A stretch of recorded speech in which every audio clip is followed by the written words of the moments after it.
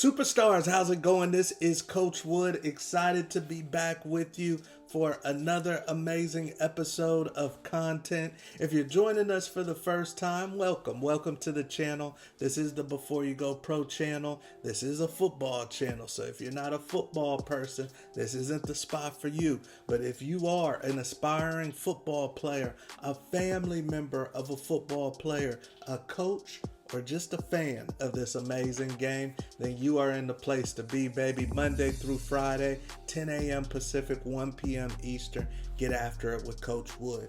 Today's topic, you guys, is another huge one for you young athletes out there that are trying to climb the ladder of success in the football entertainment industry, you guys. And you got to play your cards right, because it's going to be more than just talent that gets you where you want to go. Because where you want to go, everybody's got talent. So talent is par for the course. It's like having teeth if you're about to eat. Everybody's got teeth.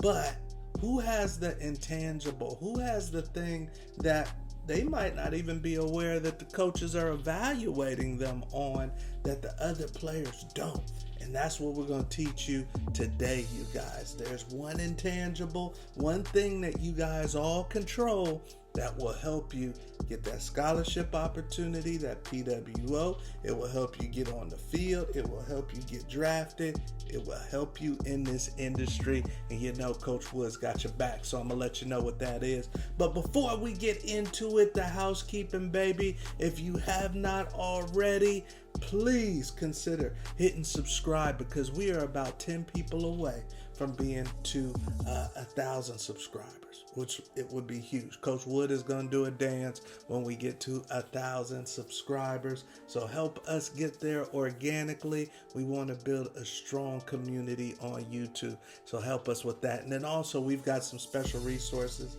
down in the description box that you need to check out. But let's get into the content. All right, so what is that intangible thing, you guys? We're always looking to give our players an edge.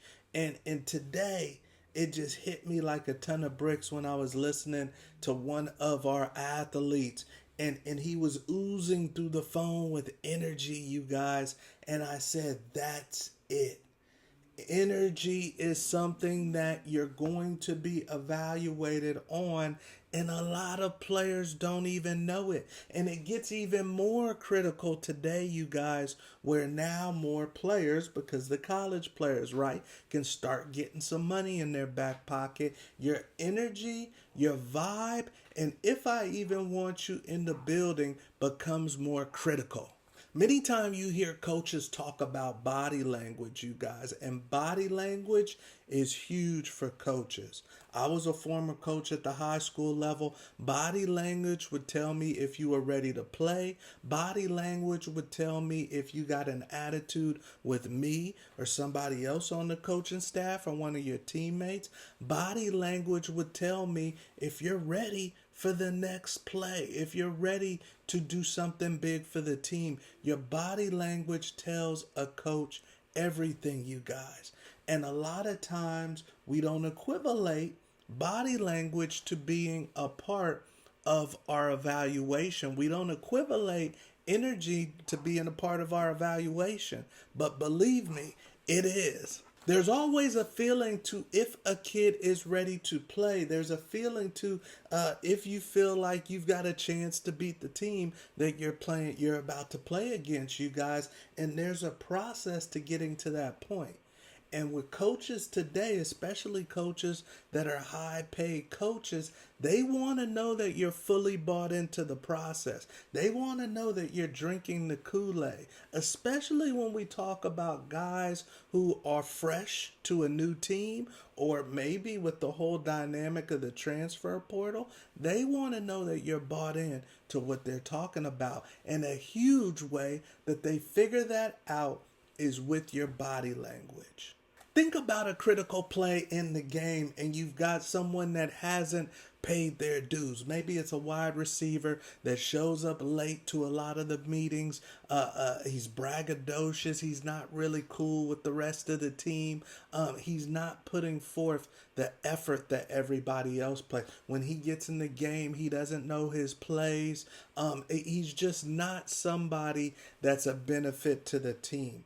And then now we're in a critical game. We've got a couple of receivers injured, and we've got to bring this guy into the game.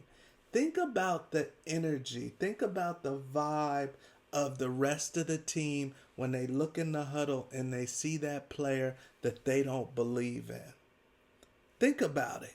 Because a lot of us have been there before, or we can visualize what that dynamic would probably be like. It would probably be a lot of worried guys. It might even be some guys visually shaking their head that they're mad that this person is in the game. There's going to be a lot of doubt. There's going to be a lot of not feeling like this person can come through for us. It's a vibe. It's an energy. And coaches want to stay away from that. Teams that are successful because everybody's on the same page. Everybody has the same vibe, the same energy, you guys. So do not mistake it as we get to this young football season. We go through training camp. We get through training camp and we get into the season. A lot of the guys who are successful this season are the guys who had the right energy coming into the year in the first place. I once had an athlete at a Division I school, you guys. I'm not going to name this school, but this is a school that a lot of you guys would play for. And actually, they've had a coaching staff change since this young man has left the school. But he got to the school. A lot of you guys dream of playing Division I football, so he achieved his dream of signing with the Division I team. Full ride scholarship. He gets to the school, and about a year after he's at the school, he reaches out and he says, I don't want to be here anymore, coach. I don't want to be here anymore, coach. And the reason why he was saying that was because the energy around the program, you guys. The young man had come from a very successful high school program, and now he's off at this school that doesn't really put value into their football program. The student body didn't care about the program. Guys are fighting and bickering in the locker room. He's feeling like he's not learning anything from the coaches, and the energy was off. The energy was not like what he was used to. So he reaches out and says, hey, I'd rather not play football if I'm going to stay here. But I still want to play football, but I need to get someone better where the energy is better, you guys. So in that case, you've got a young man, you've got an athlete talking about this isn't winning energy, you guys. So really hear me on this, because you will be evaluated on more than just your X's and O's. You will be evaluated on more than just your 40-yard dash and your bench press. You're going to be evaluated also on your energy with the coaching staff and with the team. Do you add value to the proposition? Do you add value to what we're trying to accomplish here? And energy is evaluated all year long, you guys. You could have someone in good graces with the coaching staff. You could have a quarterback who's starting and everything looks hunky-dory at the beginning of the season. And then all of a sudden, he's starting to not perform. He's throwing interceptions. He's having issues with the coaches. And the body language starts to go bad. And the energy in the relationship goes south. And guess what? When the energy with the relationship goes south, then we go looking for another mate. And that's when your backup's going to get a shot, because you didn't control your energy, you guys. You didn't control the thing that you can control, which is your vibe. Are you pleasant to be around? Do you root on your teammates?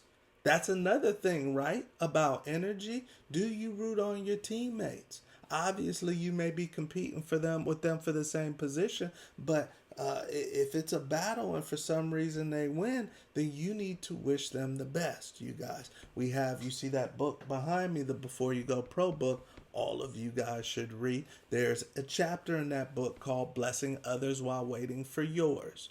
Blessing others while waiting for yours. That's an energy thing.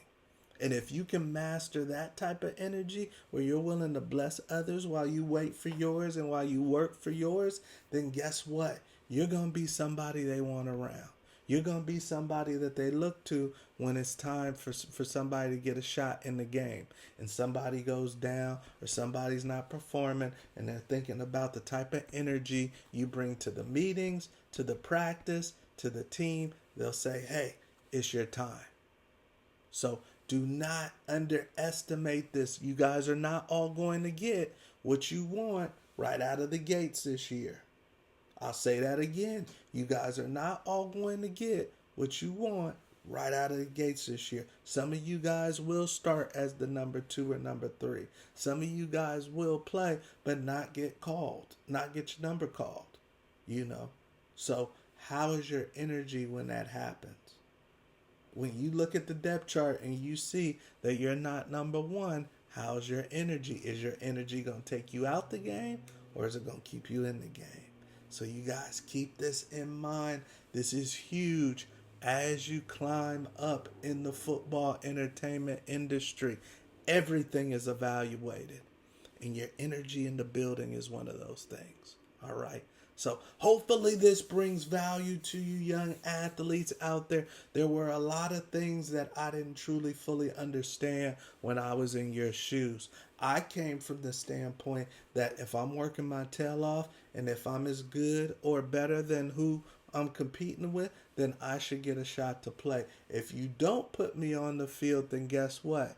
You're going to see my energy change and I'm not kissing your butt. That was the school of thought I had when I was young and dumb and coming up in the game. I said, hey, if you don't play me and I deserve to play, I feel like I deserve to play, then I'm not kissing your butt. And I'm sure with that type of attitude, coaches could sense that my energy was changing towards them. And they probably, that we don't got to put you in. We might keep you around and use you occasionally, but we don't have to put you in. Your energy isn't we have to play you type energy, you guys.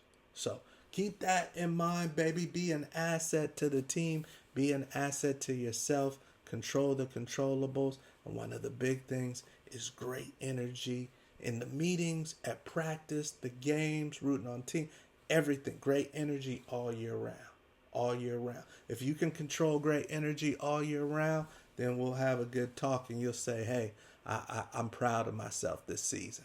I'm proud of myself. So you guys hit that subscribe button. Make sure that you are truly, truly in our YouTube community. We got the Locker Room Show. We're producing other content and we're going all in this fall. So make sure you hit that subscribe button and then also tell a friend and check out what we have down in the description box. I'm Coach Wood. We'll see you at the top.